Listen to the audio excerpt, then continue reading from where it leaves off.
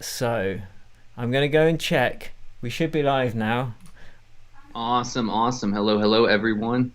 Are we? Can you hear us, Mila? Are we coming through yet? Not quite. There might be a little bit of a delay here too. I'm gonna also pop it up on Is that a my yes? We're through, screen. Mila. Yeah, cool. We're live. Awesome. Awesome. Welcome to the first Feedback Friday live stream. I am very glad that you've joined us. By us, I mean me and my most excellent co-coach, Neil Erickson.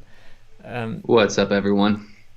Calling in from Denver. Excellent. You guys can hear us. You can see us. Sweet. So Neil is my co-coach from the 8-week EDM production masterclass. So we do live calls each week with our masterclass students, and I just thought it would be cool if we did that, you know, on the rest of the internet. So that's what we're doing. Thanks so much for all the submissions you sent through. There were literally hundreds. So full disclaimer, we're definitely not going to be able to get through them all, but thank you so much, and we will listen to all of them eventually over the next couple of days. And so the best one, what we're going to do is Neil and I will shortlist the best 5, and then let you guys vote on which one you think is the best. We'll do that over on Facebook, and then the winner basically wins a brand new pair of Audio-Technica headphones. What's the model number, Neil? ATX? Yeah, the M50X, my personal go-to production headphones. Use them on the road, use them in the studio, use them when I'm recording. Absolutely love them. You know, really, really nice set of headphones for sure. Yeah, so that's what we're going to do. We'll box them up, ship them out anywhere in the world. So cool. Well, we may as well kind of get started then. Do you think, man? Let's do it. I'm hyped for this. This is gonna be a blast. Awesome. Cool. Yeah. All right. First track we have got. Check this out. Let me know if you can hear this. I've got some DJ air horn sound effects. Any absolute bangers are going to get one of those, right? So the first one is Kendrew. I guess you're listening to it now, Neil. So let's check this out, guys. Absolutely. I'm going to turn up the volume on SoundCloud. Another night, another day. I know there's vocals. It's better this way. Let the music play. Music play. Music play. Music play. Music play. Music play. Music play. Music play. Music play. When this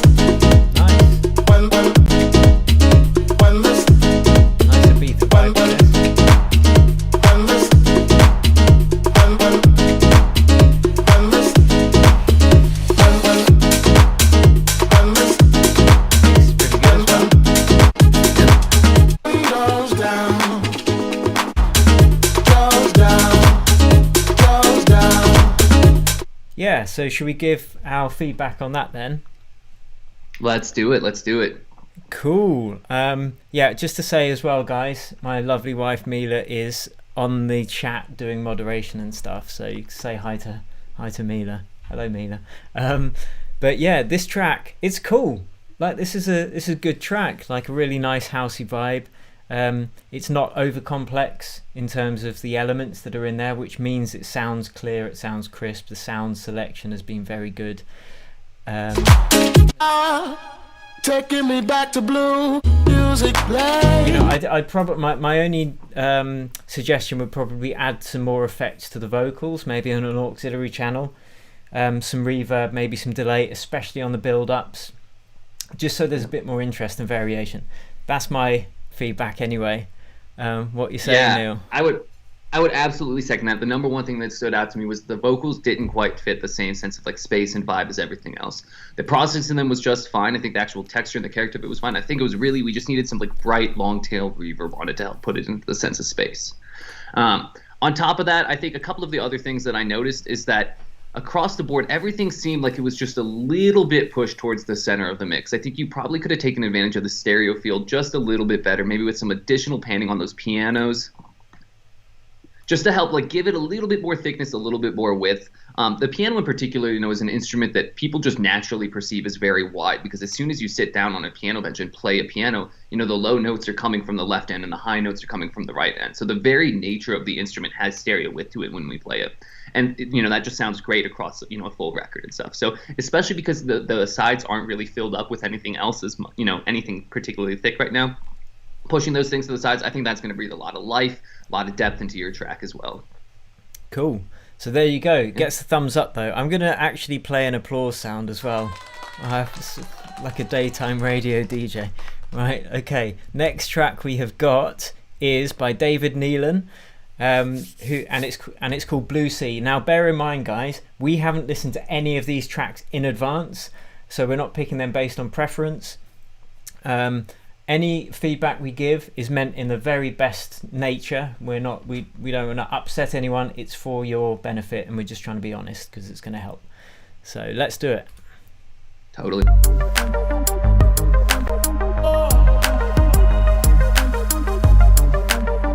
Bit of crackling. I'm not sure if it's my stream.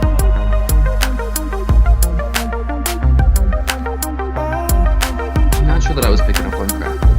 So.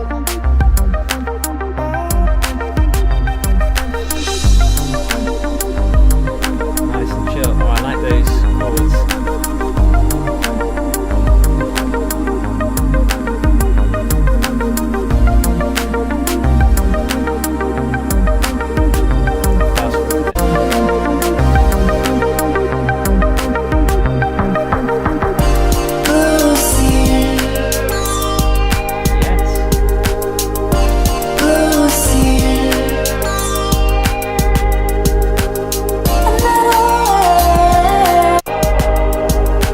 Cool, so I'll give my feedback on that. Like really, really nice track. I love the vibe to it. I love chill out music anyway. Really like the lush chords. My biggest thing that I would say is that the drums probably lack a bit of body. So when the drop came in, even though it's chill, you still want to feel like the drums are, substantial. So probably just a matter of the volume levels, and also some saturation added to those drums are going to give them a bigger feel. That would be my feedback on that one. Yeah, absolutely. I'm going to second the comment on saturation and extend it, past the drums. I think the whole mix in general could have just done to be a little bit thicker. I think the actual harmonic content, like your notes chosen, like when you're playing what, the actual sounds of your elements, it's all spot on. You have a really, really solid vibe, a really solid, flow to this track and stuff. I just wanted it to be richer, fuller, and kind of thicker from that mix perspective.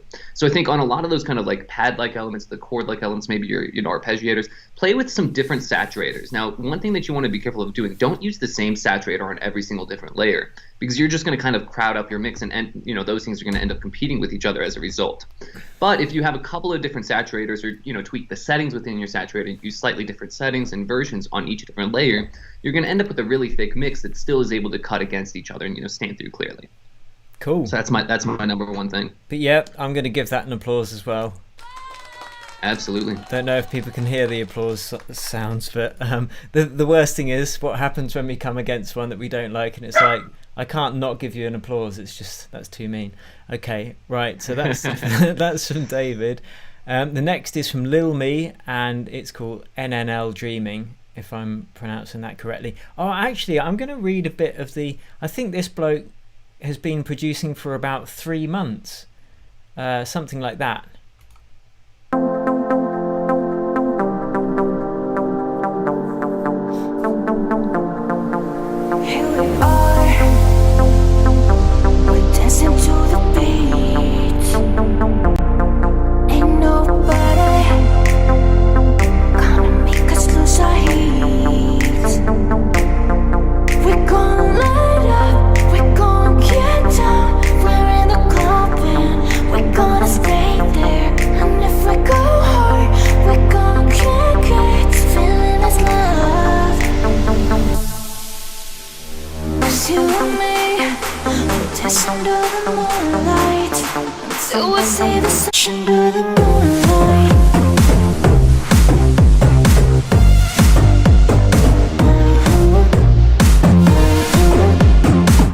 Okay, so for having been producing for just 3 months, that's pretty good. A few things that notably stood out. I like the vocals. I'm not sure where you got them from, but they sound nice. But at some point, they start to drift out of time from the rest of the track. That would be the first thing I noticed. Sorry,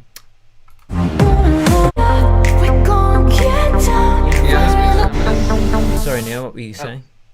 No, so I was going to say, I'd second that, the vocals do drift a little bit time-wise, and I think a couple of moments, like right around like the 30-second mark or so in this track, there were a couple of moments where the vocal melody notes don't quite align with the chord and pad notes that you have in there. A couple of them, are getting a little bit of conflict in there. So I would just go through and either, if you've got a tuning software on the vocal, or if you want to, just tweak the MIDI notes on, some of the chords, check to see, like, especially right around that 30-second mark, check to make sure that those notes are all kind of playing in alignment with each other. It's a pretty subtle thing that's not too glaringly obvious, but, I think it does make a difference in getting that vocal to really gel with this track. Cool. Yeah, but 3 months, keep it up, good effort. Take those things on board and get back to work on it. Seeing some people asking in the chat, what's the picture in the background? That's my man Billy Shakespeare. Wearing some that's wearing some glasses that I very much doubt are real. I'm beginning to think that's been doctored, actually.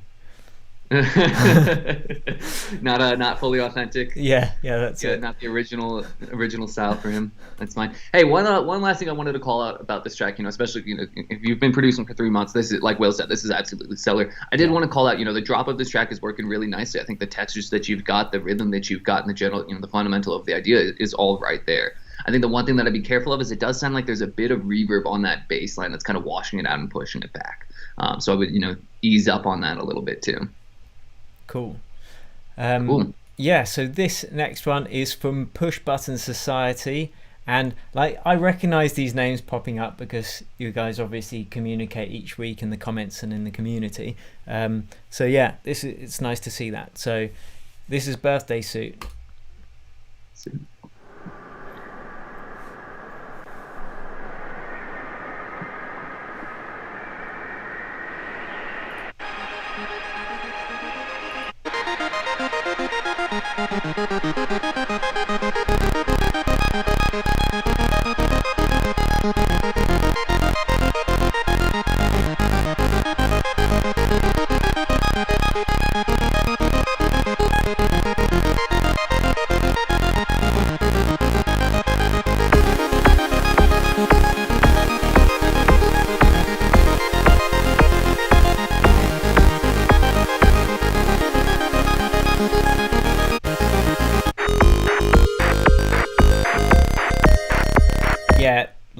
There's some really nice sounds in there. It's kind of got that, it's like a mix between that synthwave Stranger Things type vibe and also a bit of Eric Prydz in there, especially with that crunchy saw synth bass. My first thing to say would be you've got a few elements that are really nicely sounding, and all right, whatever the English for what I was trying to say is, and but you could do with some more stereo width that's not just achieved by reverb. So this beautiful arpeggio, like it's very quite central. So you could use something like the Ozone Imager, which is a free stereo imaging plugin, or maybe a bit of Unison, and that's just going to thicken it up and give it some more presence in the mix. And the other thing would be, I think that saw bass is too dry, maybe doubling up with a sine oscillator underneath to give it more body, and then using something like some filters and saturators to warm it up because it's a little bit dry. But beautiful melodic content, harmonic content. Yeah, well, Will just stole all of the comments, word for word what I was going to say there. So, another thing that I would add to this, I would absolutely say, the stereo width is important. The reason for that stereo width, like the reason that that's become going to be super important in this type of track is that you're creating this really atmospheric piece, almost as though you're like floating through space or something. And I'm kind of, looking at the visual that you have and stealing a little bit from that. But anytime you've got this kind of like vibe where you're flowing, kind of moving through a space and stuff, we want to capture this sense of like literally putting the listener in this huge open room and space. And the way we do that is by filling them all around their sides with some sort of harmonic content or effects content or something. So that stereo width on those ARPs is definitely going to help out. But on top of that, I would also recommend finding like a little background, like, you know, like synth pad layer or an atmosphere layer, something that, you know, can sit pretty far back in the mix, but really wide to just give you this kind of like constant sense of space and, you know, atmosphere there. Cool. But yeah, beautiful track. That's Absolutely. it. Let's give that an applause as well. Cool. Okay, so on to the next one is Take Me There by Party Preet. So in fact, Neil, if you, because I kind of pinched all the feedback on that one, if you take the feedback on this one first, then I'll take the one after that. Sorry, I'll do it after you. Here we go. Yeah, for sure. I get high.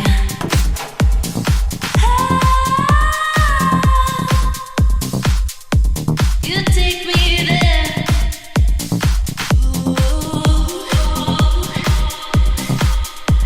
You take me there.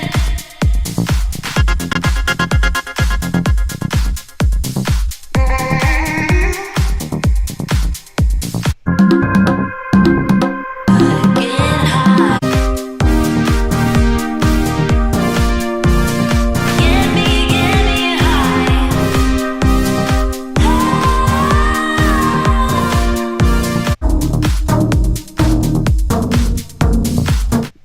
Okay, I've had a listen, but Cool. Neil, if you want to do yours first. Yeah, absolutely. So I'll start out with the, you know, again, the vibes and the grooves that you guys have been hitting us with are just off the charts here. You guys are, you know, the core, you know, fundamentals of all of these ideas are absolutely stellar. So it's, you know, fun. We get to kind of like poke apart at the mix and stuff like that. So I think the first thing that I'm noticing here is that the vocals could really benefit from having just a little bit of a longer reverb, and then specifically having some extra delays added in there to help fill out some of the space. I felt in the verse we had these like really nice lush vocal moments, and then there was just a little bit too much time and space in between those, you know, that next vocal phrase. So filling some of that in with, you know, long form delay, some echo and stuff, I think that could work really nicely. Now, in terms of the drop, when, you know, everything kind of comes in, I really like the, you know, the bongos that you have to kind of start playing at that drop. I would keep those things going throughout a lot of the drop. I think that's really one of the core things that's driving forward the vibe and the, you know, the neat direction of this track. And when the rest of the drop comes in and we lose those bongos, I almost feel like we lost a little bit of the vibe of your track. So I would just keep those things running in strong through and through. Cool. Yeah, I like. Just having another quick listen. Yeah, I think the only thing I would say, apart from over and above what Neil said, that the bongos are quite loud in the mix as well. So if you are going to have them there, just pare them back, because I think of the mix like a hierarchy basically. So you've got the most important elements, and they should remain the focus, and everything else has to work to kind of complement them. And this can make mixing a lot easier, because if you've got the kick, the bass, the main clap or snare, and the vocal or the main synth, like in this, the synth chords are clearly a main focus of the track, then everything else has to work around those. So when you've got those at a level that sounds really good together, just make sure nothing else is kind of overbearing. Cool. Someone asked what keyboard this is. This is a Axiom Pro 61. I don't think they sell these exact model anymore. I can't even remember the manufacturer. Neil, do you know who manufactures the Axioms? M Audio. I could not tell you. I was going to actually guess M Audio, because I rock an M Audio. They have the Code 61 keyboard now, and it looks a lot like that. And that's actually the one that I'm currently using, and I absolutely love it. It's got, like, you know, some pretty good feeling keys that aren't quite as, you know, springy as most synth action keys are. Yeah, so this is it's M Audio basically. Cool. Okay, on to the next one. So this is from TV for a Head, and it's Man from the Internet. So let's have a listen to this. Got a message from Wifey. So yeah, Mila's just added the link to the masterclass for anyone who is interested. You can check it out. Oh yeah, this is heavy. This is getting an air horn. On the internet.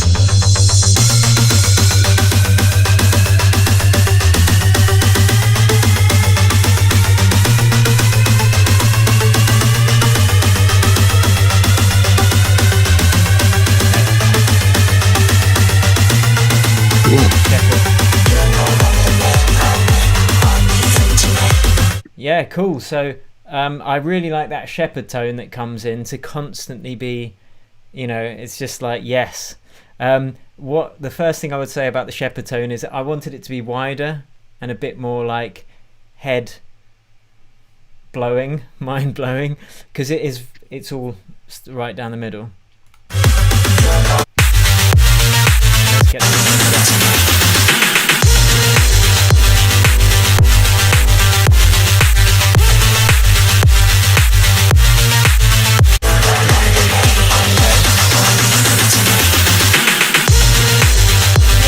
that's sick.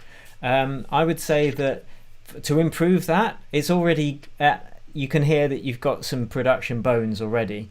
I would say that having the clap or the snare on the main drop spread out, maybe you've got a quiet one panned left and a quiet one right, would just be like, oh, now when you hit the drop, you want to be using all of that stereo space as well as the frequency space that you're using with mid-tempo, because it's very distorted, very saturated.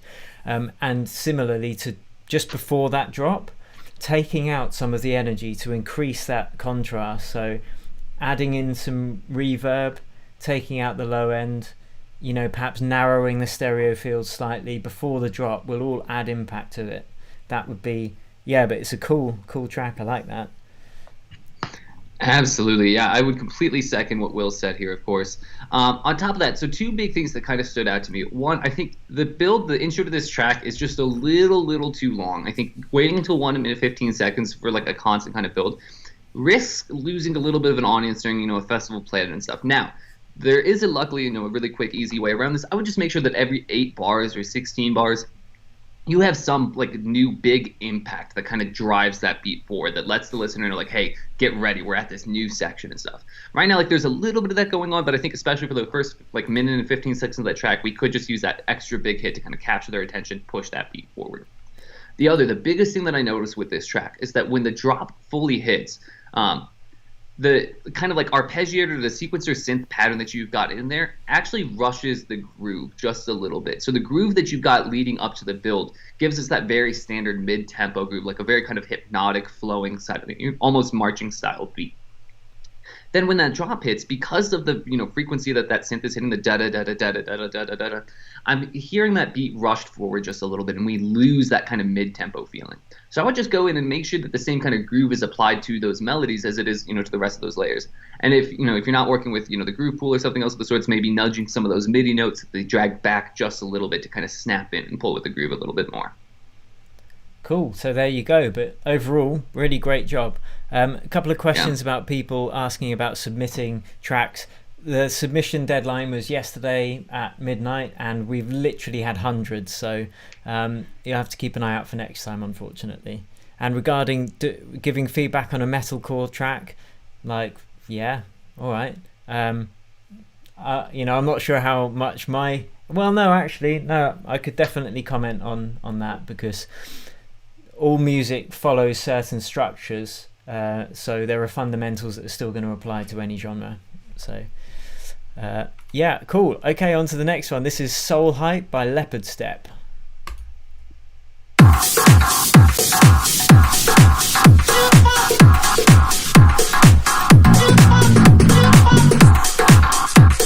Nice.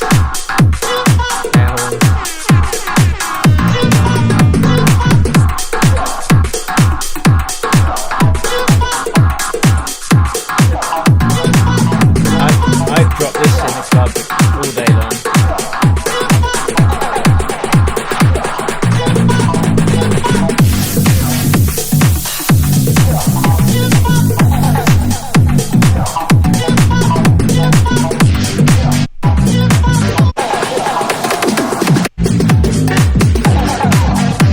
Okay, I'm going to stop there because I want to remember the things that pop up in my head. Firstly, that's a really cool track. I love the groove, I love the rhythm, I like the stereo field. As I said, I'd drop that in one of my sets for sure. I like the way that you've teased the bass line in very early on, just like a half a bar, because it stops people getting bored by just beats. Now, where I'd say this falls down is, and it could be the master that's done this, is that the low end on the main drop it's lacking a bit of low end weight in the sub frequencies, which is indicative of a master that's been too compressed maybe. What you could do to try and rectify that is, if you bust your kick and your bass together, then use something called bark of dog. You can add some lower harmonics, which will add a bit more of a warmth and a weight to it. So yeah, that would be my feedback on that track, but it's sick. Yeah, I'm going to second, the groove was absolutely, killer for this one. I would happily play this thing in, any live set and stuff. Definitely get the dance floor moving, especially in those drums.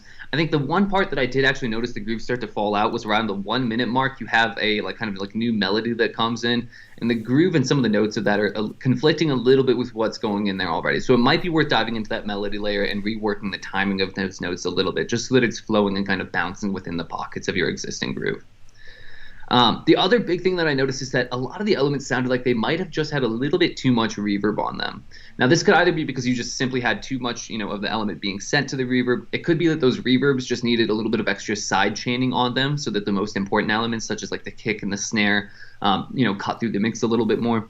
And it could be what Will hinted at. If the master is just pushed a little bit too hard, that can sometimes bring up the relative amount of reverb in a mix and, kind of make it swallow up the rest of the mix. So, whatever the case is, I would just find a way to dial back the reverb just a little bit so that, the drums in particular are cutting through a little bit more cleanly.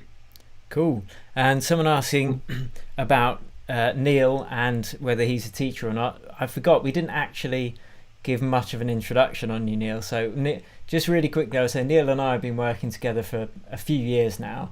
But Neil, do you want to just give a quick background just for the people who haven't met you yet? Yeah, totally. Okay, so, as you said, my name is Neil.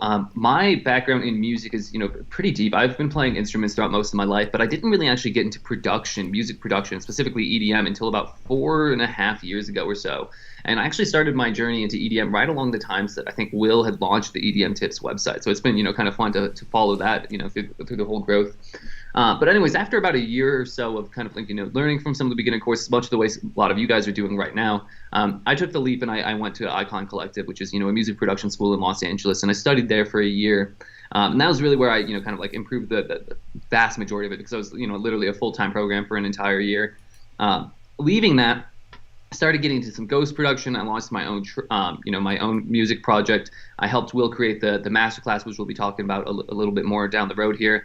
And then I also actually started returning to Icon Collective to teach marketing as well. So I'm involved in a handful of facets of the industry right now. A little bit on the business side, a little bit on the kind of ghost production side, and then a little bit on the kind of mixing and mastering side. And then, like I said, I've got my own artist project that I'm working on as well. So that's a little bit about my background. And yeah, I think that covers it. Sounds good. Cool. Awesome. Yeah, thank you. Okay, so next track is Flatfoot Sam and I Never Left. Cool, let's do it. So you're out for your usual run, and the best part, ads. you're at the end of it. Especially as you knock Has anyone 7 ever seconds bought off your anything PB. from a Soundflare ad? How did that happen? Who cares? Now that feels like winning. So roll with it and turn today into I'm going to play Wednesday some other sound effects. with a This is scratch in card. my head. Make today Wednesday with a scratch card from the National Lottery. Your numbers make amazing happen. Okay, right. Search Couple Dream of Big, seconds left. Play Small. Rules and procedures apply. Players must be 16 or over. Yeah, okay. Let's listen to some music now.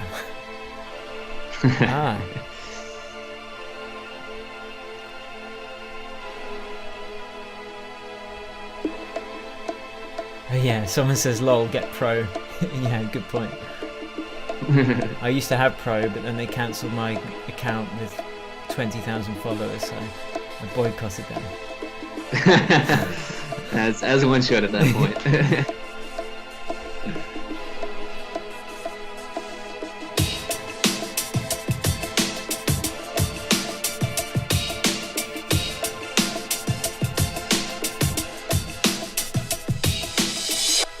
Dermot O'Leary.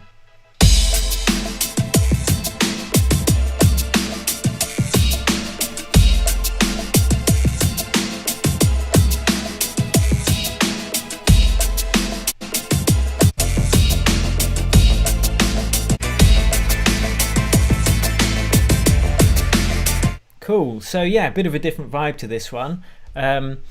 So the first thing I would say is, like, it sounds good, the mix sounds good. Again, much like the mid-tempo feedback. On the drop, I would think of a way to spread out your main clap or snare, just to spread out the stereo field a little bit more, make it more present. And also with a kind of trip hop type arrangement like this, it depends who your target audience is, but I would want to get to the meat of it a bit quicker. So, you know, the production has changed over the last 10 years or so in terms of the length of track that people are willing to listen to. You know, when I was started producing, a club track might be 8 minutes long, whereas now it's often 4 minutes long, and that's for the club edit. So yeah, I would probably think a slightly quicker arrangement. But again, that's just my opinion.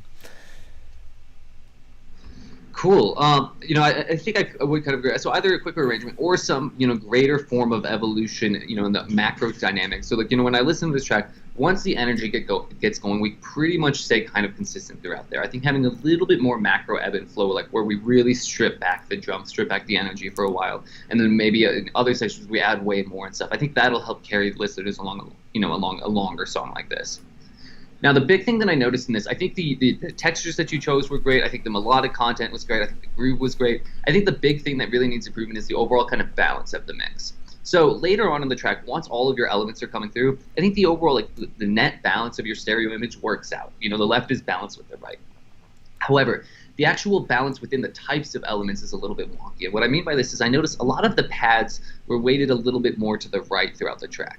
And then the left side was occupied a little bit more with some rhythmic melodic content and stuff. Now, a little bit of this is okay, but I think especially with things like atmospheres and pads, we want that to be a little bit more balanced across both the left and the right channel, because that's what gives us the sense of space.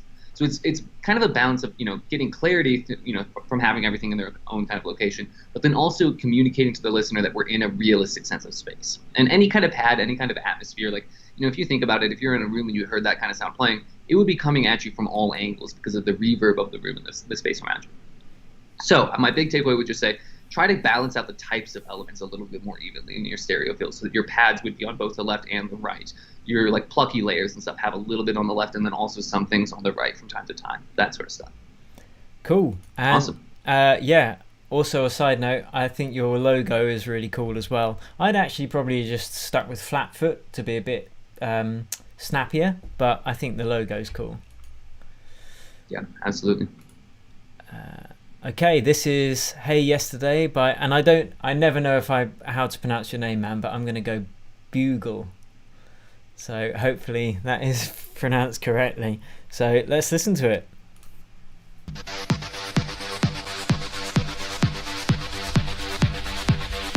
Oh, I can see we've got the EDM Tips Academy guys already commenting on this.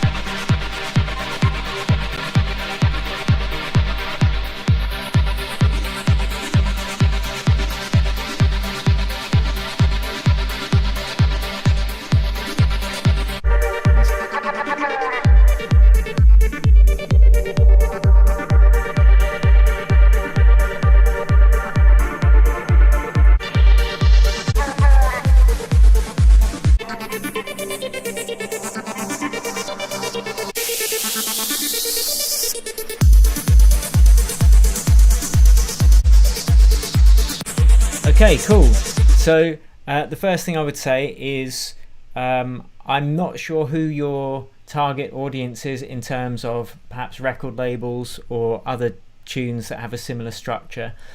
So whilst there are some nice elements in there, I particularly like the gated trance pads. Very nice. That but what I would do with that idea is I'd map it out to a structure that was unless you're doing it just for creative expression, I'd map it out to a structure that's going to be more common and more understandable to people. And I can see here in the in the break, if I even just looking at the waveform, I can see it's very flat, whereas this second one I can see there's more of a build, there's more elements being added towards the drop, which is kind of what you want to go for, because you want that energy to be being brought up in a smooth curve, rather than just suddenly switching. So yeah, that would be my initial feedback. The other thing I would say is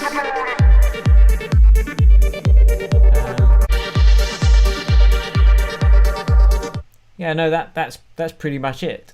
Cool. Yeah. So I got a couple of things to add here. So one of the biggest things I felt is that the energy was almost there, but never quite reaching the potential that you were going for. And I think luckily it's a pretty easy fix. I think the number one thing is that I think we need that snare drum to come in a little bit more frequently earlier in the track. I was flicking through ahead and I saw that you bring in that snare on the 2 and the 4 beats in the final drop of your track, but I think earlier and kind of a little bit more consistently throughout the track, having that snare, having a clap hit on that 2 and 4 is going to help drive that energy forward a little bit more.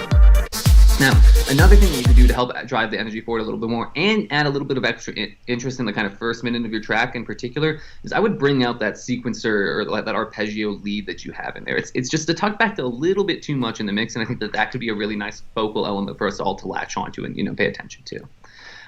Those would be my two biggest things. I think otherwise, like Will said, the groove, the flow of the track, and like the actual sounds, particularly like that gated arp, they all sound really, really nice there. Cool. Okay, on to the next one, which is Beat That by Nebuchad. Well, actually, I don't know what it's called. Beat That, Nebuchad, You Make Me Dance. So I guess it's Nebuchad, You Make Me Dance. Nice. I can hear the groove applied to that shuffle.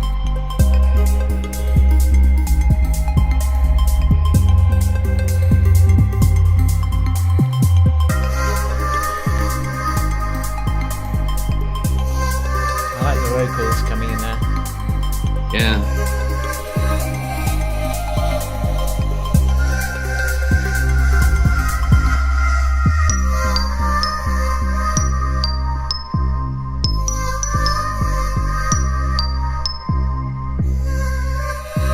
I like the glockenspiel little riff there, that was cool.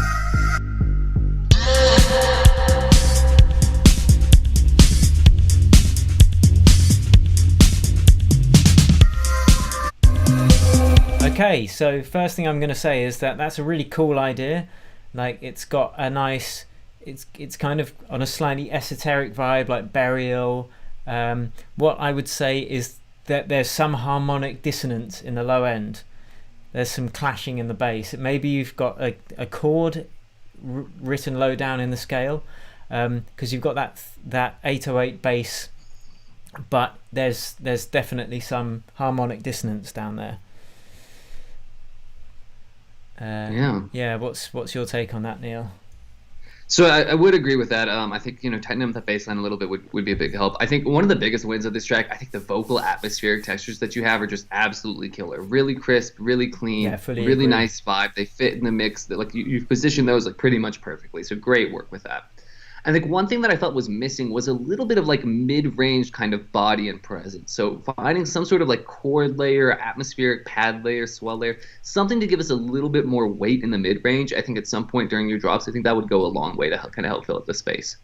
Now that vocal, it has like some tonal content in that area, but because of how reverbed out, because of how atmospheric it is, it doesn't really give us the sense of weight. Instead, it gives us a really floating sense. So at some point in that track, we need something to kind of contrast that, give us, pull us a little bit closer back to the ground. I think the other big thing, let me just play it. I actually feel that the drums in this particular case, this is one of those rare situations where the drums actually just need some flat out compression on there to tame the initial transients. I feel that especially on the snare and the kick drum, the initial thwack is just a little bit too heavily weighted for the rest of the kit. It sounds like these are recorded from a live kit, either live individual samples that were then programmed or just recorded as a live kit altogether. But oftentimes with that sort of sound, we do end up getting really heavy transients. Simple thing, I would just drop a compressor on there with a fast attack and just get like 2 to 4 decibels of compression off that, those initial transients to help tame it down a little bit. It'll give you a little bit more of an even kind of punch and a little bit more weight in those drums as well. Yeah, I'd also consider saturation as an option for especially the hats and the snares in that.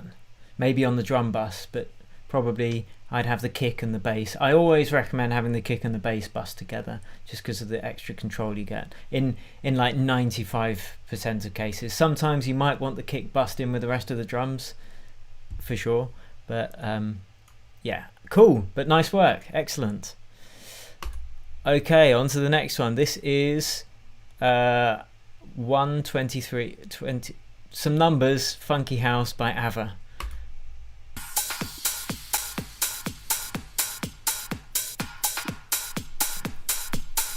Okay, let's see what happens at that drop.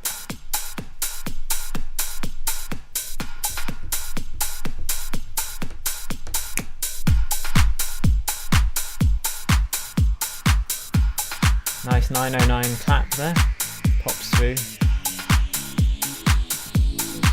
Oh yeah. Ooh. Bit of a disco loop. Yeah.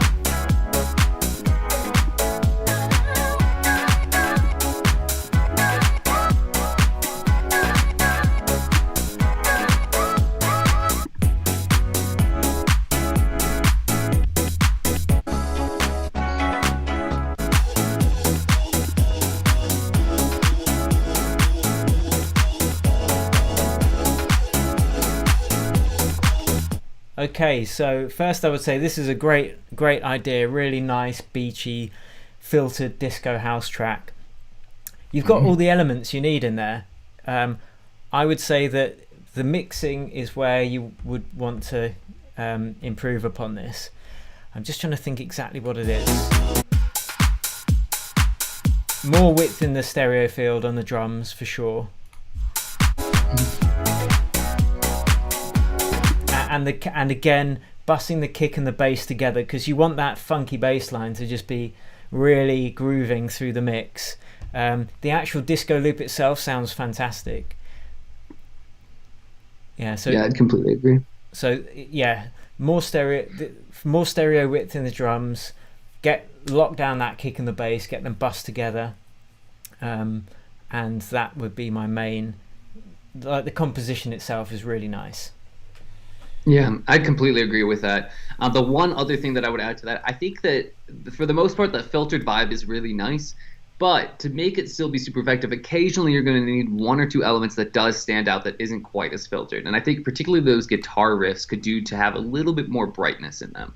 That'll emphasize the kind of stringy texture. It'll make them a little bit kind of more like beachy, sunny, kind of in your face and present and stuff. And that allows the rest of your instrumental then to kind of serve as more of that sunset background. Creates that kind of atmosphere that creates that, like, the more flowy vibe. Yeah, so let's see, a good artist. I don't know. Check out some of the Freemasons that have, maybe not. It's a bit old school. But yeah, just if you can have a hunt around for other artists doing a similar vibe in 2020 and 2021, then you should get a feel for some more production ideas that perhaps because when this sound was initially coming in, well, it initially came in from France in the, I guess, mid-90s, but then it had a resurgence, as these things often do, in the mid-2000s, and it's kind of right for another one, really. It's got, disco's never gonna go out of date, really, if it's just reimagined and repurposed in a modern way that's gonna appeal to modern clubbers. Yeah, nice track. That's gonna get. I'm gonna give that a horn, actually. If I can find my horn. There you go. Right. Okay. Next, this is Aztec. That's a cool name. My Love for You. Let's do it. Another housey vibe. Like the ride.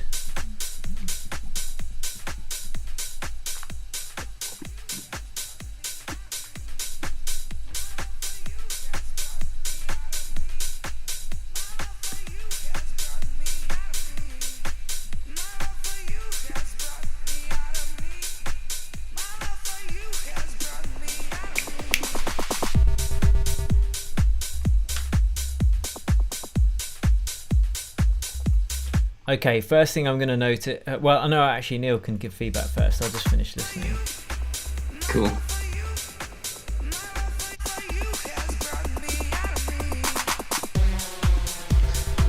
All right. Yeah, so it's a bit of a tech house there as well. Tech house vibe. Yeah, okay, so I'll go ahead and kick it off. So I think the groove on this one really, really strong, particularly in those drums. These drums are just absolutely killer. Really clean, really crisp. I've got a good groove, I've got a good vibe, good textures in them. My first comment is I think that the sub bass by itself is a little bit too loud for the mix. It's eating up a lot of headroom, but with one caveat. I think that the reason it's so loud is because you wanted it to poke through. You want it to be able to be heard. The reality is with sub bass, we don't typically really hear the sub bass as much as we feel it. And in this case, I think we're feeling it too much. So what I would recommend for you is to duplicate that sub bass, pitch it up an octave or two, and find a different bass patch that you can subtly layer in there that'll help, help carry that melody, help carry, the tonality and some of those upper harmonics. That way, you don't have to rely on as much volume of the sub bass to just even hear and follow that line. It'll become a little bit more naturally perceived. I think that's my number one thing. The other big thing is I think, while those drums were super full and thick, I think the rest of the harmonic content, again, outside of that bass, could have done to be thickened up a little bit more, giving us a little bit more weight, a little bit more volume. But yeah, that's what I've got. Will, what'd you have? Yeah, the biggest thing for me was that the sub bass when the kick came in was just too overbearing, a bit flabby, if you will. Let me just have another listen. Yeah, and it's kind of then getting rid of the nice clap you've got. Well, actually, the thing is, the clap here, and then there's the clap here. Yeah, and at that point, you've got the panning left and right on the clap, and it's working okay with the kick. So my advice is, when you bring in the kick with the clap, don't half-arse it. If you're going to bring the kick and the clap in, bring the whole kick and bring the whole clap in. Unless you're doing perhaps a slow build and you want just the top of the kick to introduce, like on a build up. But if you're bringing in the full power kick, there's no point having half the clap playing. It's like, just be intentional and specific about each part of the track. That's something I have to advise upon a fair amount, actually. Like, someone will maybe bring in the full kick, but they'll only bring in the top bass, and then they'll leave the sub bass for a bit. But all that does is make the listener think, oh, I'm a bit disappointed by the drop. Whereas you really want it to be like, okay, now it's full power. Yeah. Yeah, I'm second that. I see that same thing a lot. I think it's because, a really popular thing that we'll see in professional productions is to give the listener a fake drop for that extra bit of extra tension, right? You hit them with that, but they don't have that full bass. The thing is it's more than just that one thing that's been taken out. There's a lot of extra other effects layers, a lot of other small transition things. So if you are going to go for that sort of effect, make sure you're listening really, really carefully to your reference track and trying to replicate as many of those different small techniques as they can. Because otherwise, as Will said, you're just, you're going to play that drop, and instead of giving the listener a super tense fake drop moment, they're just going to be disappointed and think that the drop didn't hit as hard as it could have. Cool.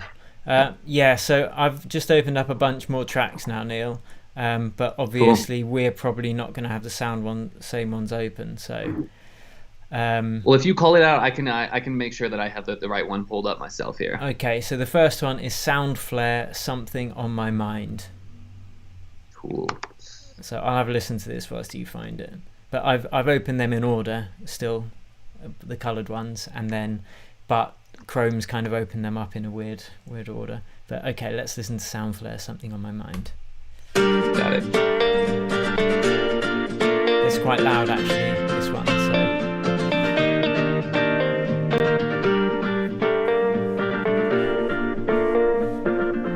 Ooh. Have you Love got that filtered vibe. Yeah. Whew.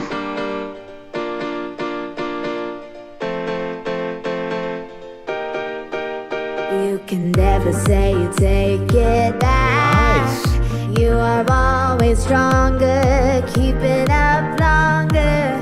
You put me there in that line, and all you show me is your throne. Whoa, hey yeah, hey yeah, hey yeah, hey yeah, hey yeah, hey yeah. Oh, there's something on my mind, something on my mind. There's Yeah, okay, I get the vibe for that. something on my say, yeah. Yeah, so Soundflare has said in the comments, just the demo version should be mixed and mastered better. some small improvements to be done. Yeah, I agree with that. The first thing I noticed is, well, firstly, that's a really nice track. I totally get the vibe you're going for.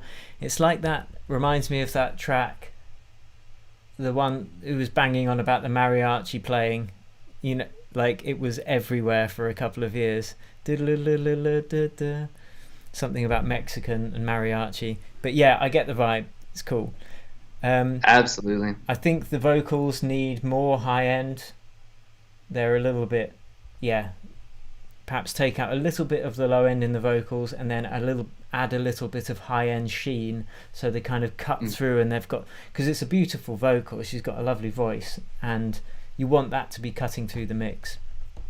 Yeah, that would be but you know, you can hear that you've got your production bones, you can hear that you've got some skill, so you've already said it should be mixed and mastered better, so you've got an idea of what he's doing, I think. Yeah, I would second that. I think, you know, the songwriting of this is stellar. That vocal line is killer. The way you've, you know, produced the instrumental and stuff and the groove of this, it all works really, really well. I would second that. I think the number one thing that's going to make this track work is just getting that vocal processing right. Like Will said, it does sound a little too filtered, a little bit too body heavy. I would say, you know, take out that mid-range, boost the high end with some coloring EQ, get that airiness and presence out of her voice, because that's really, you know, where the beauty and the texture of it is living right now.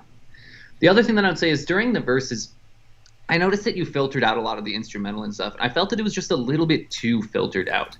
Now, while filtering out your instrumentals and stuff is going to allow the vocal to cut through, it can end up leaving the space feel just a little too empty in the, you know, in the times that the vocal isn't playing. So rather than just doing a strict complete filter to allow that, you know, that vocal to sit on top, what I might recommend doing is going a little bit lighter on that filtering and then peppering in a little bit of sidechain compression to your vocal line. So on your instrumental buses or your groups or whatever layers you have, they're on a sidechain compressor, and for the input of that, set that to be your lead vocal. That way, all of these extra elements are getting out of the way just a little bit, only a couple of decibels every time that lead vocal is singing. So you maintain that clarity, you maintain that presence, but you don't have to sacrifice a full portion of the frequency spectrum from start to finish of, you know, of that section. Cool. Yeah, solid feedback on a solid track. Absolutely. So the next track is, I recognise this guy. I recognise him from an email a few months ago. But I think you've changed the name, maybe not. Anyway, this is Myzak or Myjak, not sure how it's pronounced. Need to Know.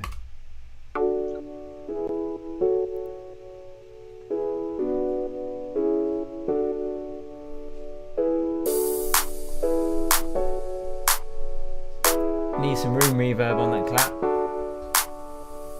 I need to know what you want from me, 'cause all you give me is promises. You gotta give me your mind, body and soul, 'cause I ain't taking nothing less. I've been as patient as I could, yeah, but you took advantage of me, and it makes no sense. All I ask is that you tell me this is where you wanna be. I need to know if you wanna be with me. No time for playing games. Okay, so like the strongest thing about that is the sound selection and the mix. The weakest thing about that is the fact that the vocals not in tune with the track for some of the notes that she's singing. Now that's a big issue. That's an issue that you can't get past, and it needs sorting. The way that the tool I would use to do that would be, I'd use Melodyne, and I'd go in and edit the vocal and make sure that every note that she is singing is within the key, or, you know, complements the key of the track.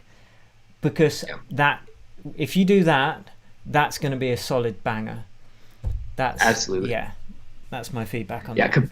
Completely second that. I think the mix is good, the groove is good, the sound selection's good. It's really like the number one and only thing there was that the vocals were in there. And I guess the other thing, like Will said, the reverb on that clap would be great. But I think, you know, just, you know, to your own credit and stuff, I think the vocal stem that you're working with is just a tough vocal stem. I think to a degree, like Will said, it might just sound like they sang it in a little bit of a different key and it needs some nudging. But I think beyond that, even if they sang in key, I think that their performance goes a little bit flat at times and stuff. Like they aren't quite hitting the right notes and stuff. So even had this been like sung in like the right key for the right chords and that sort of stuff, it would have needed some extra tuning on top of it. So something that you just need to look out for with this particular stem. For sure. Yeah, I'm not trying to denigrate the track because it is really good what you've done. But that is a fundamental thing that does need addressing, and Melodyne would be the best tool for that. If you don't have Melodyne, because it is quite pricey, you can do it in Ableton by chopping up the vocal and then tuning each separate part. If you set it to Complex Pro, it's just much more of a faff. I think there are some other tools as well. Have you got any that spring to mind, Neil? That might be Yeah, so I know like for the Logic users out there, Logic has Flex Pitch just built into Logic. That's a great tuning feature. I think if you're looking for like, a faster kind of more auto-tune version of it, on the Antares auto-tune is really good. Waves I think has a pretty solid one. And then the Nectar Suite by Isotope has an okay auto-tuning feature in there. The thing with those last few that I mentioned though is you don't have the flexibility to say, hey, instead of for example playing an E for this note, I want to play an F sharp. You won't be able to specify that. It'll just kind of lock it to whatever the closest note in key is. So in terms of like, strictly editing and stuff, I think that Melodyne and Logic's Flex Pitch are going to be your best tools. The only other thing I would say is that I noticed on a couple of the notes that she sung, there's a chord being sung. You're going to run into issues sometimes perhaps with that, because obviously if you shift the notes down, the whole chord shifts down. So yeah, it's but great work. I'm going to give that a horn. Go on. Yeah. There we go. Okay, on to the next one. This is ID by Fit for Flight. So I'm not sure if you've got that open, Neil, but I can find it here. Let's have a listen to that. Fit for Flight. I like the name. Yeah. That's instantly caught my attention because you got shiz going on in the stereo field. Yep. Almost a hard style kick.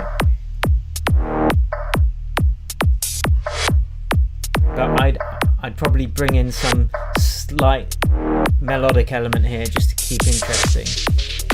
Yep. I can hear you've done that here.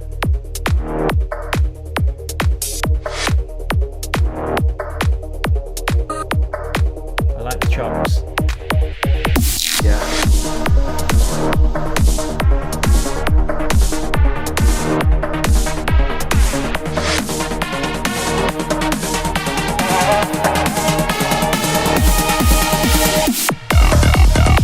Oh yes, bit of psytrance. Yeah. Heavy, little mate. Flextro like stuff going on. This is a cool blend. Yeah.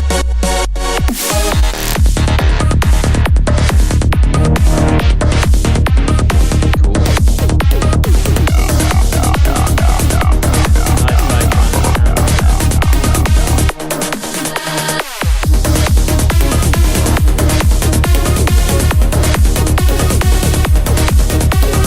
Building the pitch. That's cool.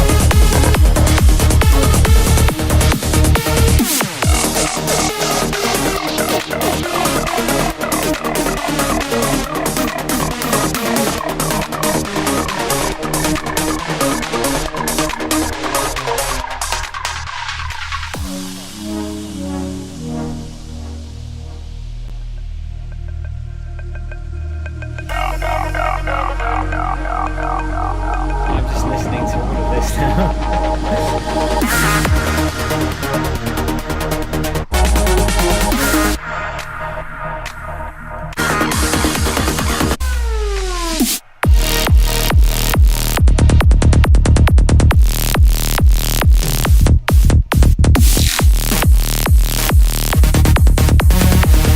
Yeah, I mean, what can I say? That's a killer track. That's a really nice psytrance track. You've played with the audio in such a way to mesmerize the mind. It's really good. I wasn't a big fan of the switching up of the rhythm on the last drop, but that's personal taste. yeah, I'm not really sure what to add to that. The only thing that I might say is that your work with filters is brilliant. If you consider adding in some reverb automation, that will help increase your dynamics of the track as well, especially in the breaks. You know, those really nice whoa whoa whoa whoa. That could stand to be a lot bigger and a bit more of a moment. But apart from that, yeah, it's banger. Totally. Yeah, I mean, I would absolutely agree. This song deserves the horns, it deserves the claps, the full spiel here. Couple of things with it. So I think from that reverb, topic, I do think that the reverbs are super close in this track. I would say in the drops, particularly near the end of the song, the reverb is just a little bit too overbearing. And it ends up kind of like reducing some of the power and the snappiness that we could be getting in the synths. In contrast, during the breaks and during the intro, I actually think we could benefit from more reverb, kind of like Will was saying there. So wash out those breaks, wash out those middle sections a little bit more, and then make the drops a little bit snappier and a little bit clearer. The other big thing I noticed is that your main pulsing like bass line pattern, the the one that's kind of like pushing the track forward on those drops, is just rushing the groove just a little bit in comparison to the other elements, to the other echoes that you have. So if you have a way of going into that particular layer and just like either, using the groove pool feature, nudging those MIDI notes individually, maybe using like a drag function, on however you have the timing set up, finding a way to just slow down the groove a bit, just a tiny, tiny fraction, I think will help out. Just get this track to lock into that final 100%. Here's a party noise. Oh no, that was a bit of an anticlimax. Nice work though. Cool. Okay, Yeah, this is triple decker. But why have a double decker when you can have a triple? That's what I always say. So this is by Simon Wood. Simon Wood Music.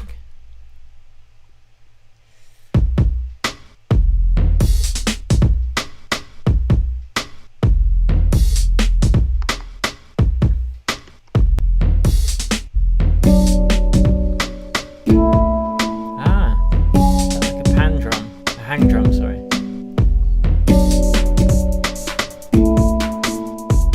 Or a hand pan, I don't know what that is. It sounds like a hang drum to me though.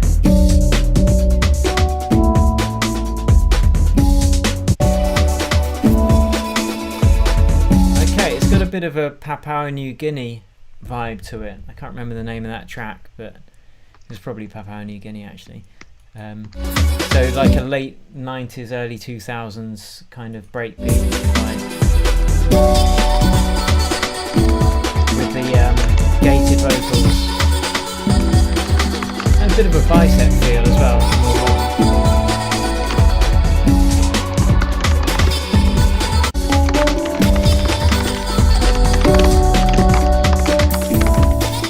Like that. Cool. Yeah, so overall I think you've realised it's the it needs to be mixed for sure.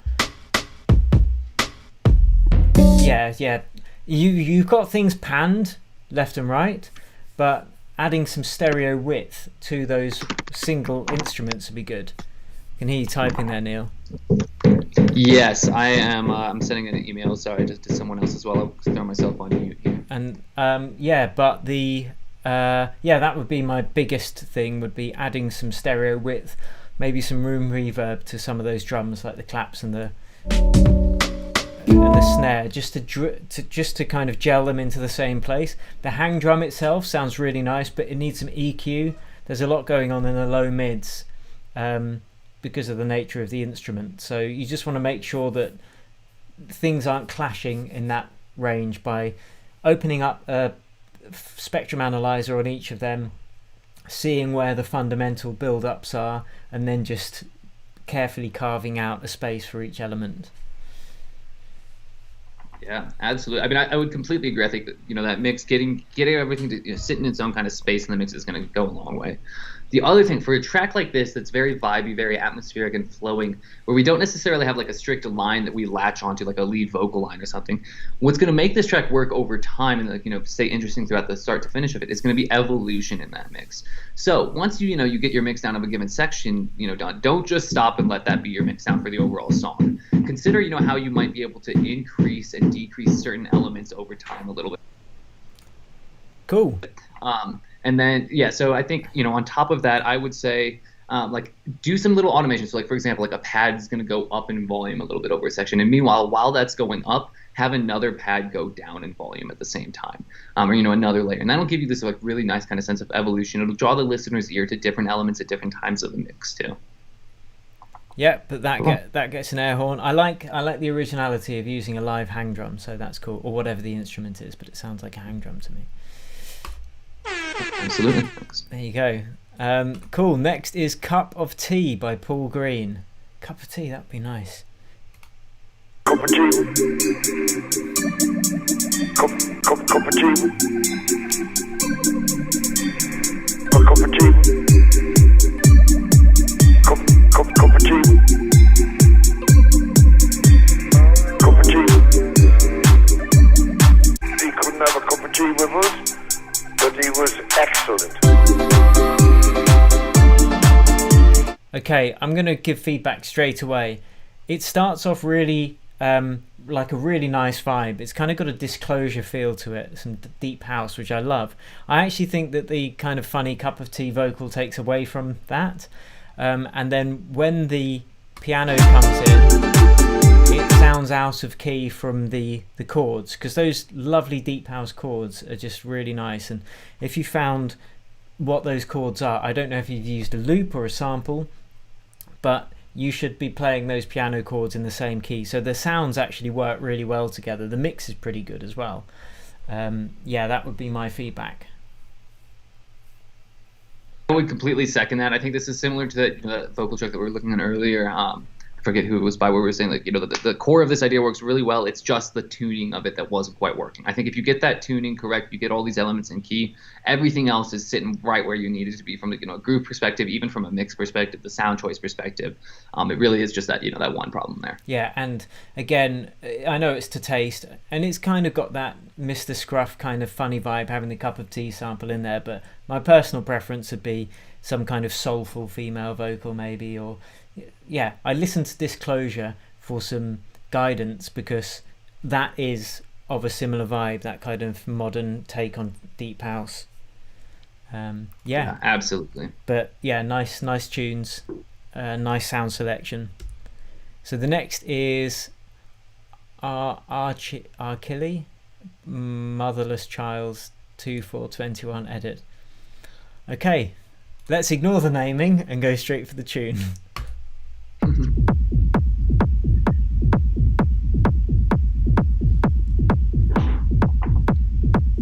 No pretenses there, this is techno.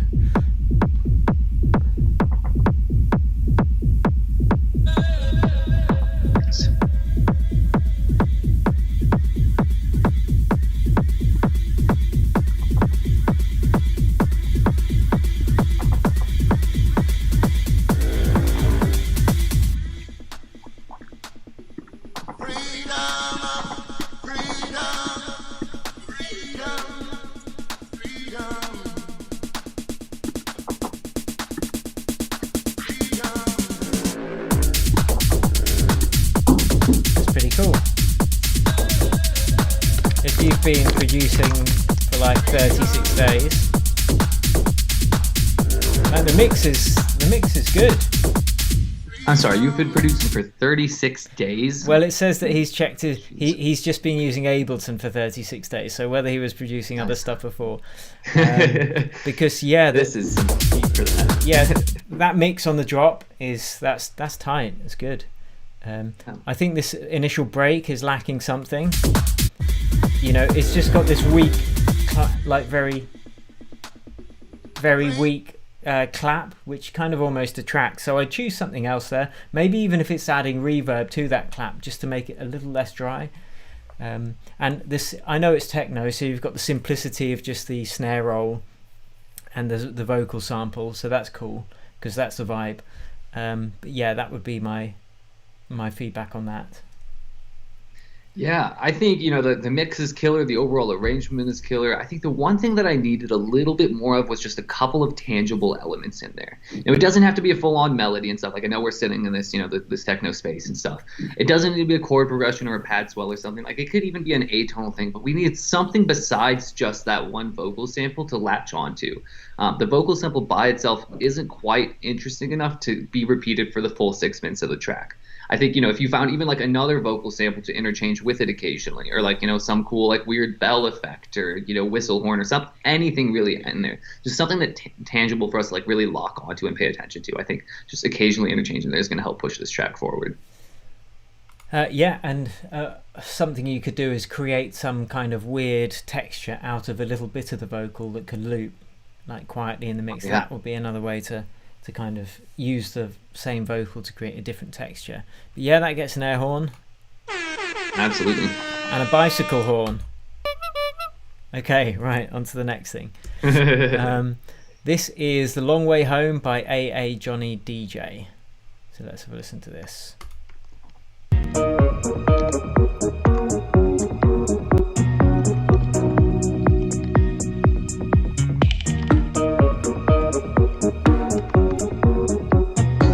I like the sample. I don't know where that's from, but it's nice.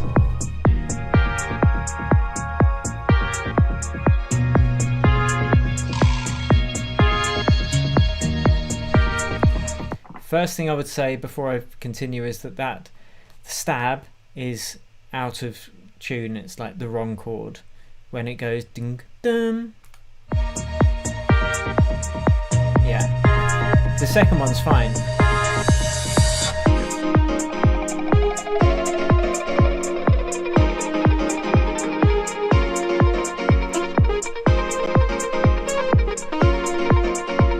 I like that.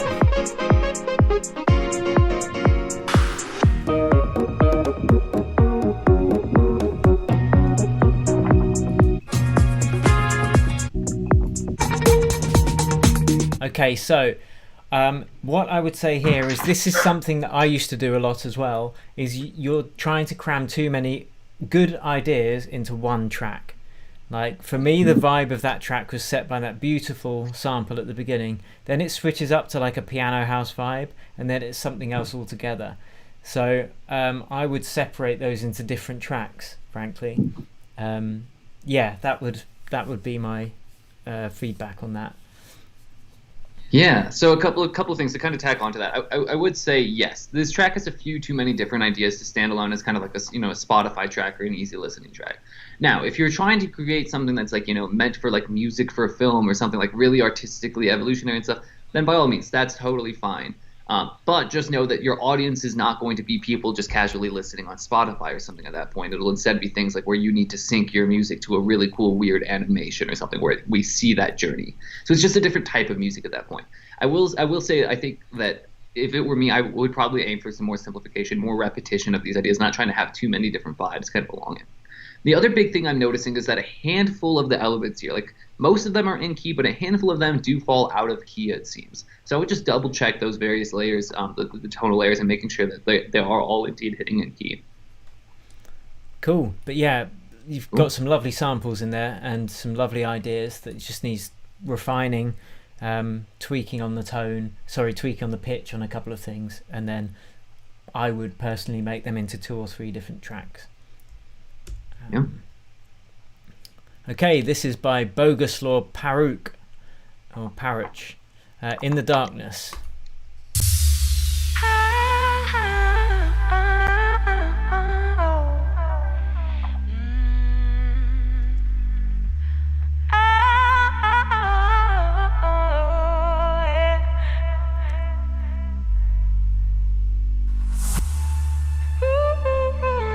Love that vocal. Yeah.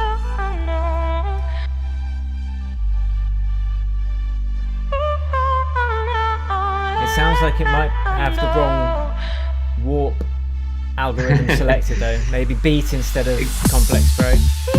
Literally exactly what I was just thinking. Yep.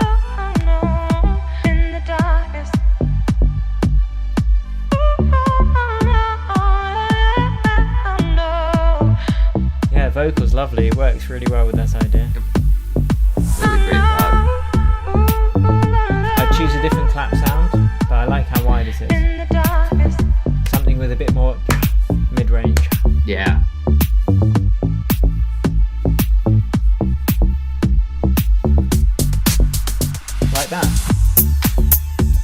okay. Hi-hats are a bit loud and a little bit too brittle, which indicates to me that you've got too much saturation or too much high-end EQ boost when those open hats are coming in. Yeah. The other thing I could say is it could just be the wrong hi-hat sample here. Like this one's a little bit sharp, bright, and tinny for this track. I might suggest honestly just finding a little bit more of a low-key hi-hat to base this track off of. Yeah, I like the shape of it though. I think it's a nice, short, snappy one, but it might just be easier to find another one. If you're not going to, then just roll off that high end a bit and just reduce the volume. I feel lighter. You definitely need. I feel lighter. I feel lighter. In the darkness, I feel lighter. Yeah, so really nice track. The vocal, I think, has been warped using the beat algorithm instead of the Complex Pro, so it's got some little stuttery bits in it, and getting a clap that's got a bit more of a mid-range weight to it will just sit really a lot better and fill up that lack of mid-range there. But really nice, I like that. I'm giving that a horn. Yeah.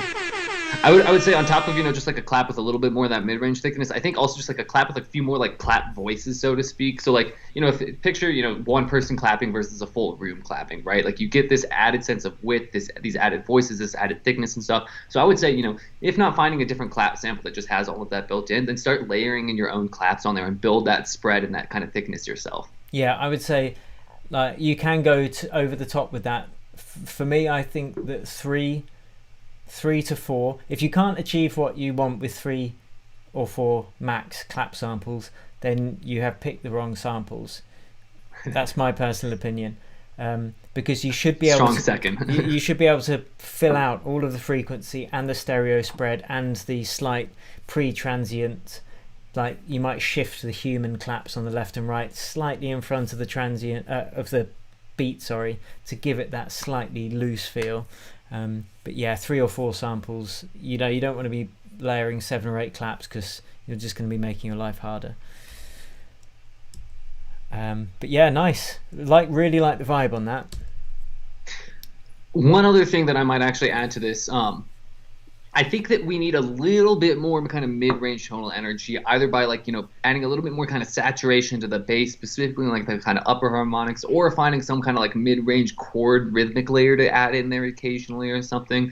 I know later on in the track you had some things that add a little bit more thickness and stuff, but specifically in the kind of first 2 minutes of that track, I think we just needed like one extra thing in there at some point to bring up that energy to kind of match the full sense of space. Cool. Cool. Okay, I think there was one track that was missing earlier that we tried to open, and Mila's just sent it through, so we'll do that one next. So cool. This is Neowise by. I'll just send you the link as well, Neo. I've actually gotten it here. Oh, okay, cool. All right. The Joy of Slack. Yeah, by Figtronica here. Yeah, so this is Neowise. Perfect. Let's have a listen to this.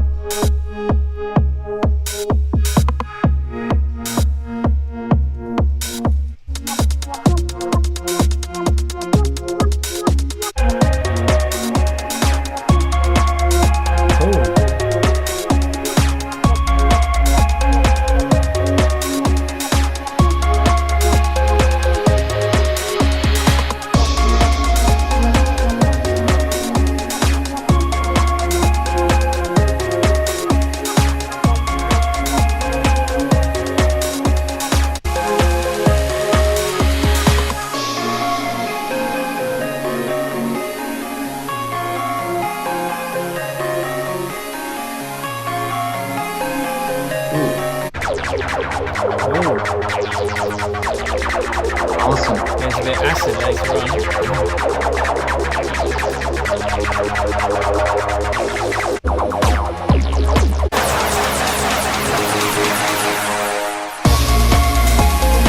I like that last drop. You've got that panning synth element.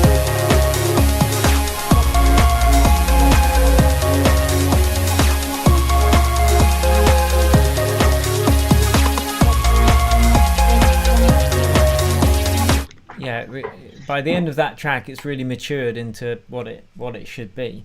The first thing that I noticed, or the main thing I noticed really, is I don't feel that the kick perhaps extends down because it's got the distortion on it to give it that techno feel. My feeling is that perhaps some smoother lower harmonics need to be brought in again with the kick, perhaps by using the bark of dog, something like that, after the distortion, so that you're not then distorting the sub of your kick as well. But apart from that, yeah, the mix is nice. It's, as I said, on the final drop, when you've got that other buzzy synth element kind of panning left and right, that's really cool. Yeah, that's my take on that. You can have a horn. Cool. So I would absolutely second that. I think, the biggest win of this track is your use of stereo positioning in general. I think everything, maintains its own kind of separate sense of space in that left to right space. I think a top-down, sense of space is also used super effectively. I think the biggest thing that I think could be improved with this one is the sense of depth. So I think as a whole, like, most of your elements kind of seem like they're sitting at about the same kind of front to back space that everything else is in. So I would say mess around with making a couple of elements a little bit quieter, a couple of elements a little bit louder, maybe playing around with a little bit more and a little bit less reverb on some elements, just to give some things a little bit further back in space. So the ones that you want further away get more reverb and less volume. Things that you want up front get a little bit more volume and less reverb. I think one particular example of that is going to be the drums, kind of close to the end, like the hi-hats and the top drums. They aren't quite cutting through enough for me. They sound a little bit pushed back in the mix. So I think a little bit more volume, a little bit more saturation, and then in the same vein, like by reducing the other elements a little bit, pushing those back a little bit further, I think you're going to end up with a really clean mix in the end. Cool. Yeah, it's a pretty good mix there, and just a couple of tweaks. So next track is by Danny Howells, and it's White Rock. Nice kick straight away. That's clean.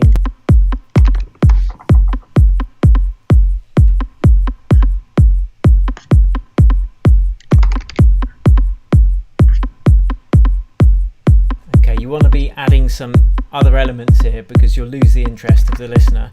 You need to kind of grab people's attention pretty much straight away. And this is an 8-minute track, so you got your work cut out for you.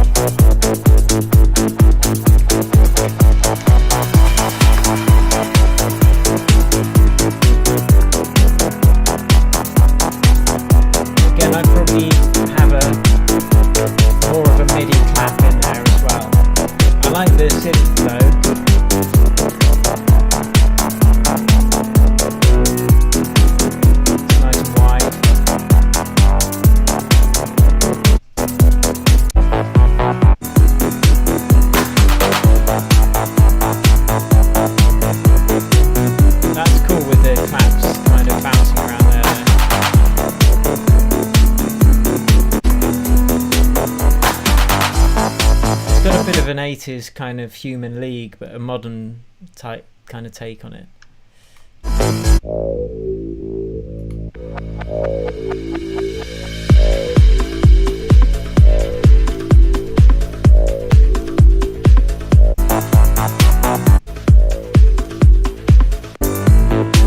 Again, the strongest thing for me about the track was more or less the mix. Like the kick instantly pumps through and it's like, that sounds fat. Here I'm not sure what this is, if it's like a middle 8. I guess it's just like a middle 8, but you've got a full power kick in your middle 8 and then you're introducing a different idea to the track that just goes away again. So I don't really see what that brings to the track. In some kind of pop tracks maybe that would work. if you are bringing in something for that middle 8, then I wouldn't bring in your full power kick, because you're kind of shooting your bolt early. You've got your main drop after the main break, so yeah, I'd work a bit on that arrangement, because you want to be saving up that double barrel shotgun of that really fat kick for the main drop. Cool. Unfortunately, the track, I couldn't find the track and it wasn't loading for me, so I'm going to have to sit this round of feedback out. But so that all sounded like it would be spot on. It's good feedback for sure. Cool. So next is Aztec, and we already did this one. Aztec, My Love for You. Okay, so we'll just do a couple more because it's almost time now. As you see, we had so many, it's ridiculous. So I'm just kind of going, I'm gonna open Jack Sheridan's as well, actually, because he was a masterclass student, and he's got some nice tracks. By the way, yeah, Neil and I run the masterclass together, so if you do want more information and actually get coaching each week, private feedback, stuff like that, we've had some students achieve some pretty amazing stuff, like getting signed to their favorite labels like Anjuna Deep and Armada and Spinning. So yeah, do check it out if you are interested, and you can book a call and then we'll work out whether it's the right fit, because it's not for everyone if you've only been producing for a couple of months. So yeah, cool. Okay, let's do it. We got a couple more tracks then. Let's do it. Jack Parker, The Second Liberation. I'm not sure if you got that one, Neil. I will see if I can find it. Cool. So let's have a listen. Yeah, got it. Nice.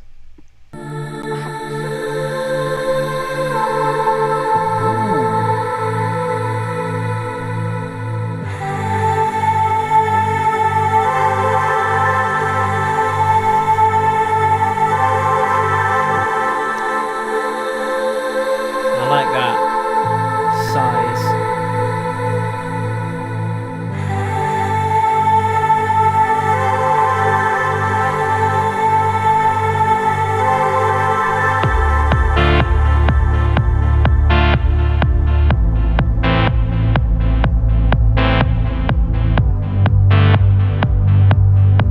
I have a different chord there, but it works.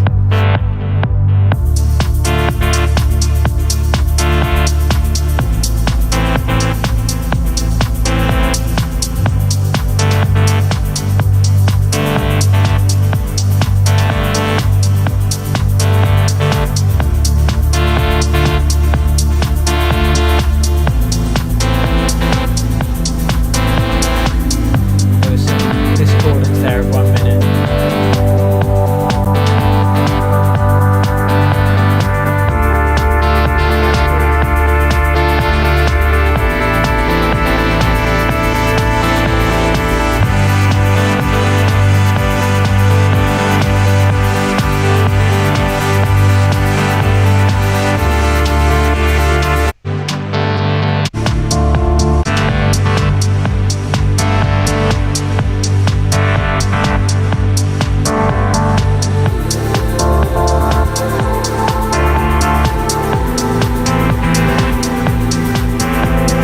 Yeah, so as I said, like really, really nice idea.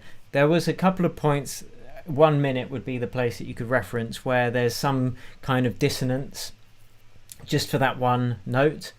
The other thing I would say is that the mix is probably where it needs most work in terms of getting. Yeah, your kick's a bit weak, so most of it's going to be actually just due to levels rather than much else. I mean, if you can tweak those levels a bit, that will make a huge difference. And probably I'd probably just finish with saying I'd take some of the reverb off on the hi-hats. But yeah, Neil, go for it, man. I would completely agree. I think like the core idea is right there. I would, I'll agree. I do hear the discordant stuff that Will is talking about. Personally speaking, I actually kind of like that in this vibe. It gives me a little bit more of like that kind of like washier discordant vibe.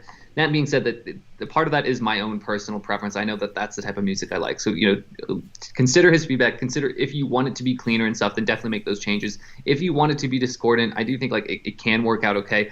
But one thing needs to be changed is for that discordant vibe, I think we need a lot more reverb on the synth elements and stuff, a lot more washiness on that. So specifically, I would mess around with like getting the high end frequencies of that reverb to shine through. Now, I agree with Will. I don't think that we want it as much on the hi-hats or like really the rest of the drums. It's just on the more tonal kind of atmospheric elements. I think a little bit more reverb on there can give us that really kind of washed out feeling. So those two could go kind of hand in hand. Cool. That gets a horn though, DJ air horn. Here we go. Okay, last track, guys, because we've done it for an hour and a half, and my throat's getting pretty tired now. There you go. Yeah, and so this is by Pepper Jack. Yeah, I Just Can't version 2. Used to wonder what you're thinking. Used to wonder what you need. Yes. But then you'd have This is another Jack drink. Yeah, absolutely. Treat me like some therapy. And it's too late now, but I'll figure it out. I ain't here about your drama no more. Cause you're wasting my time with the mess in your mind. Bye bye. We should listen to It's the top time of to this go. one. It's a good track. No, I ain't here for Yeah, nice. I'm going to fast forward to the... Nothing's for certain. Can't put the work in. Put the work in. Put the work in. Put the work in. Put the work in. Put the work in. Nice bass.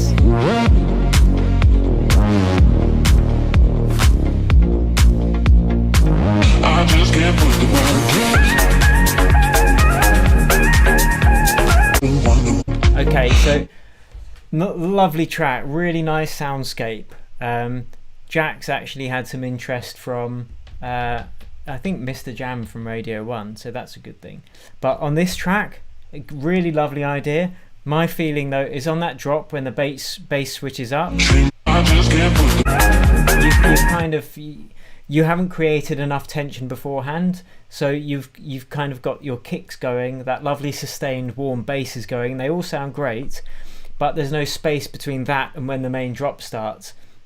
That main drop to me, I would start after a break and a build to have that contrast. Yeah, but the claps and the way that you've got, I can hear the clap choices and the way that you've got pre-transient claps to kind of make it sound a bit more human. So yeah, that sounds sick. But yeah, that would be my feedback on it. Yeah, totally. I'm a big fan of this one. I think the vibes are off the charts on it. I think the groove is killer. I think the one other thing I'd add on top of this is I think we could use just a little bit more brightness and airiness, particularly in the reverbs. So it might even just be something as simple as going onto your reverb aux channels, adding like something like the side Q or some other sort of coloring EQ to kind of boost the high end just a little bit, give us a little bit more of that kind of airiness, that sense of depth and space. But otherwise, I think the rest of this track is working really well. Yeah, nice work, man. So yeah, thank you so much for joining us, guys. I'm really sorry if your track hasn't been listened to yet. We will be listening to them all, even if we haven't done feedback on here. Neil and I will do a short list of what we feel are the 5 best, and then we're going to send it over to you guys for a Facebook vote, the winner of which will win a brand new pair of Audio-Technica headphones that we're going to send anywhere in the world, whether you live in Greater Manchester, Guatemala or Gabon. So yeah, if you want feedback like this on your music and you want to be guided through from on every stage of the music production process and end up achieving really cool things like being signed to your favorite labels and whatnot, check out the masterclass link. You can book a call. If we feel it's going to be a good fit, then we can move forwards, but I do recommend that if you haven't been producing for at least 6 months, I wouldn't bother, because it's going to be a bit too advanced really. But does that sound fair to you, Neil? Yeah, that sounds spot on. Exactly that. It's a great tool to help people that understand the very basics and the very fundamentals really kind of skyrocket themselves to that closer to professional polished sound. It also, if you're struggling, if you're like the 85-90%, you're struggling to get that last like 5-10% polish, definitely going to be the right kind of environment for you, because you're going to be getting that one-on-one feedback not only from us but from other masterclass students and stuff on a very regular basis. Yeah. So yeah, absolutely can help you get to that final level of polish for sure. Cool. And yeah, we have live calls a couple of times each week. Anyway, yeah, thank you so much for joining us, guys. I can't speak for Neil, but I've had a great time. Oh yeah, it's been a blast. Awesome. Absolutely. I'm stoked for more of these. Yeah, absolutely. Cool. So have a fantastic weekend, guys, and until next time, cheers and happy producing. Yeah. Cheers everyone. Have a good one. See ya.